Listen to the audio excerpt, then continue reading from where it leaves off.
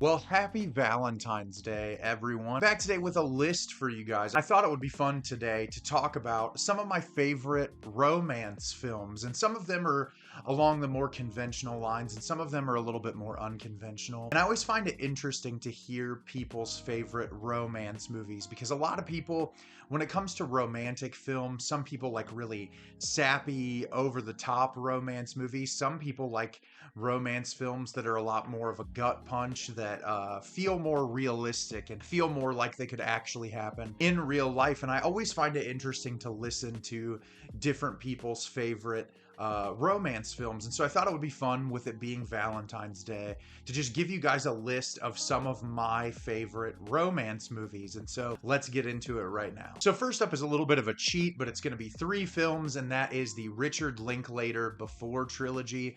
This is probably my favorite series of romance films ever made, if not my favorite romance films of all time. The performances in this from Ethan Hawke and Julie Delpy are 2 of my favorite performances of all time. If you've never seen the Before trilogy, it tells the story of these 2 people who meet on a train while they're in Europe, and they decide to spend an entire day together in the first film, and they end up separating at the end. They both have to go back to their respective homes, and the next film jumps forward years into the future, and the third film also jumps forward years into the future. So these films were shot over a long period of time, but what makes the movies so beautiful is that because of the passage of time, when these characters come back together, their chemistry feels so realistic and it feels very natural, and you can just see through their bodily movements and their expressions towards one another and the way that they deliver dialogue. It feels like people who love each other who haven't seen each other in a very long time, and I love that. What I love so much about this series of films is it encapsulates a bunch of moments in a relationship and kind of covers a lot of ground. The first film is very much that young love, that initial love that you have for a person. The second film is 2 people coming together who now have very different lives and they're in very different places.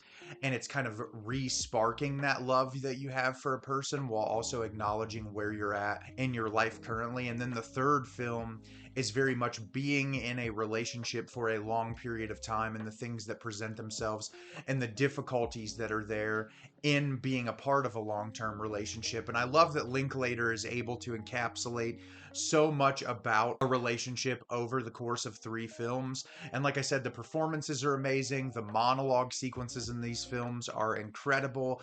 The cinematography is breathtaking. It really helps that they're shot in these beautiful European countries. And they are just 3 of my favorite films of all time. If you've never seen them before, Criterion has a beautiful 3-pack of these movies that is 100% worth buying. I guarantee you'll want to watch them more than once. Up next is going to be Spike Jonze's film Her. This is a relatively unconventional romance film, but I love it so much, and I feel like it speaks volumes to what so many people go through. If you've never seen this movie before, Joaquin Phoenix plays Theodore Twombly, who has recently gone through a divorce, and for a career, he writes handwritten love letters for people, and he learns a little bit about their lives and writes these letters, and he's feeling incredibly lonely. He's afraid to kind of go out and date anymore, and he gets an update to his cell phone, and the voice of the operating system is played by Scarlett Johansson. And this operating system is very similar to AI, where it can adapt, it can have full conversations with you, and he develops feelings for this artificial intelligence system because it recognizes him and cares for him and supports him in ways that he has not felt in previous relationships. And it's a really beautiful movie that's also incredibly thought-provoking, especially thinking about where we are in our society now when it comes to technology and things like that, of like, could something like this be possible? Also looking at it in the terms of like, what do people need in a relationship? What kind of support do you need? What kind of help do you need? And how relationships can fall apart, and what it's like to just be lonely and longing for companionship and compassion and care from someone else. And I think the way Spike Jonze films this movie, there's just so much passion and love and heart in it, and it really has its warm moments, and it also has its really brutal emotional moments that make you sad. And I think the journey that Spike Jonze takes you on from the beginning of the film to the end is just one of the best ever. I love this movie so much. I get more out of it every time I watch it. The Arcade Fire score is just absolutely brilliant. And if you've never seen this movie before, you're really missing out. Next is the Celine Sciamma film Portrait of a Lady on Fire. This is just one of the most beautiful films I've ever seen in my entire life. One of the things I love when it comes to romance films is I love romance films where there's some form of struggle or difficulty that the people have to overcome in order for the relationship to blossom. And this is obviously a queer relationship in a time period where queer relationships would not be recognized. You could probably be punished or killed for being in a queer relationship. And if you don't know about Portrait of a Lady on Fire, it's about a young woman who does portraits for a living, and she is contracted to paint the portrait of this woman who has been pledged to be married, but she's not allowed to be married off until her portrait is finished. And the two women start having conversations together and going on walks together and learning more about one another. And it ends up blossoming into a beautiful relationship. And the way that the relationship blossoms is so naturalistic and beautiful. The conversations had between the two lead characters in this movie are so incredible. There's such a tender realism to the passion between these characters that exists in this movie that it's just palpable. It's impossible to watch this movie and not feel something. It's just one of the greatest movies ever made. The cinematography is breathtaking. As I said, the two lead performances are absolutely incredible. It's a movie I have not stopped thinking about since the first time I watched it. Next is the film In the Mood for Love from director Wong Kar-wai. This is a really unique romance film in the sense that the two lead characters don't even share a kiss in the movie. It is a movie about romantic longing and about a desire to be with someone that you realistically know you probably won't be able to be with. And there's so much passion in just a glance and a touch in this movie. There's so many moments where our lead characters will just look at each other or touch the other one on the shoulder, and you can just feel that chemistry. You can almost cut it with a knife. That the romantic tension between them is so palpable. The way this thing is shot is beautiful. The color palettes in this are some of the most incredible I've ever seen. Obviously, the Daniels paid homage to this movie in Everything Everywhere All at Once. And it's just a film that the first time you experience it, there's just nothing like it at all. I love the soundtrack to this movie. There's so many unique song choices that really create a very specific and unique tone. And it's just one of the most beautiful and tender films I've ever watched in my life. It's a film I recommend to virtually everyone. If you've never seen it before, it's in the Criterion Collection, and it's a film that if you are a film lover, you need to see at least once. Up next is going to be the Barry Jenkins film, If Beale Street Could Talk. I talk about this movie a lot on both my YouTube and my TikTok, and I truly believe it is one of the most beautiful romance films ever made. It is about a couple who the man in the relationship is falsely accused of a crime and put in jail. He's racially profiled and gets put in prison, and the film is examining the relationship between this couple leading up to that moment and then the after effects of that moment. And it's such a beautiful and tender film.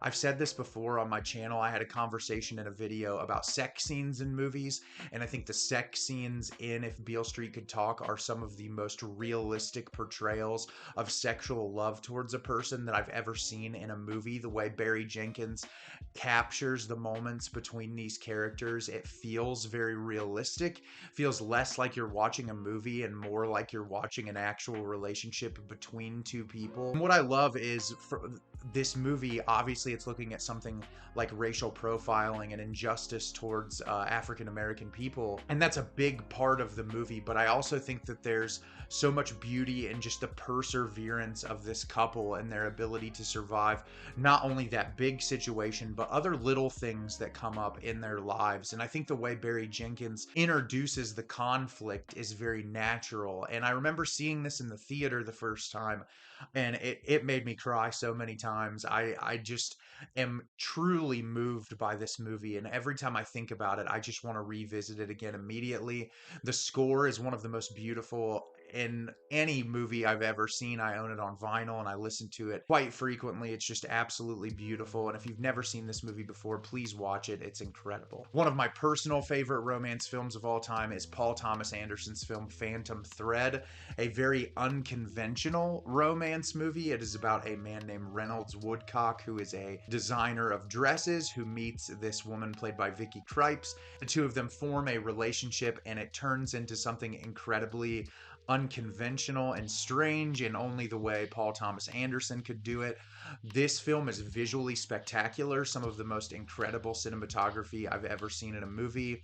Johnny Greenwood's score, as I have said multiple times, is one of my favorite scores in film history. It's so beautiful, and it accompanies the movie perfectly. And what I love so much is our lead character, played by Daniel Day-Lewis, is not the most likable character, but he meets Vicky Krieps' character, and the two of them have this chemistry that their relationship just somehow works. The two of them fit together perfectly, and it's really unconventional and it's very strange. And I don't want to talk too much about where the movie goes, but it's really unique and it's different, and I love that. I love romance films that can kind of go in a different direction and do something really unconventional, and it's just one of the most beautiful movies ever made. If you've never seen it before, please watch it. It's one of the best in Paul Thomas Anderson's catalog. Up next, and this is going to be recency bias, but Celine Song's Past Lives. This is one of my favorite movies of last year, and it's probably going to end up being one of my favorite movies of all time.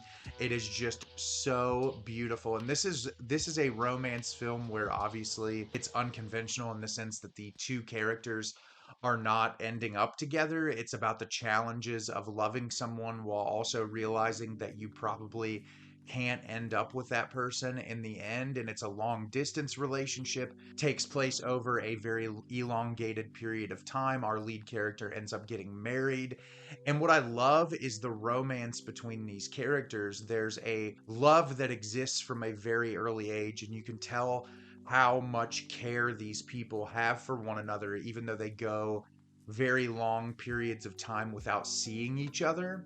And the way that they look at each other and the way they gesture towards one another, that romantic tension just feels palpable in a way that, like I said in Wong Kar-wai's In the Mood for Love, where it's just like so much of this movie is through a glance and through a touch, and it's really impressive when a director can pull that much emotion simply from just a gesture. And that's what I love so much about Past Lives. It's just a brilliant film, and if you've never seen it before, please watch it. You'll love it. And then I don't want the video to go on for forever, but I'll finish with an unconventional romance film, and that is Guillermo del Toro's The Shape of Water. I absolutely love this movie. I remember when it was first released, just being kind of awestruck about how Guillermo can tell these fairy tale-like stories. This is about a woman who is deaf, who ends up falling in love with this like amphibian-like creature, and there's just such a tender realness in it, where our lead character, obviously she can communicate through sign language, but she has a difficulty communicating with everyone that she comes into contact with. She doesn't feel like she's understood by everyone, and she meets this amphibian-like creature who the two immediately have some form of a connection in the way that they communicate, the way that they look at each other. And Guillermo del Toro is saying something so beautiful about people come in all shapes and sizes and from different backgrounds, and people act differently, and they are all programmed differently, but there's a beauty to each and every person. And I think that's what makes this film so incredibly impactful, is just that statement on, you know, loving someone for who they are and finding a person who you fit with, no matter how strange that may be. The film has a beautiful score. The cinematography is incredible. The effects in the movie are amazing. It's a film that I think about quite often, and a movie I always want to revisit. So what are some of your favorite romance films? Let me know in the comments. I absolutely love talking about romance movies. I feel like people see me sometimes and they wouldn't expect how much I love romance films, but I could probably make 2 or 3 lists with all the movies I could compile together. And if you'd like to see me put together a part 2 of this list, let me know in the comments. As always, if you can like the video and subscribe to the channel, helps me out a lot and lets me know the type of content you're looking for. I'm always putting out new material and look forward to getting more out for you in the near future. And as always, everyone, thank you so much for watching, and have a great rest of your day.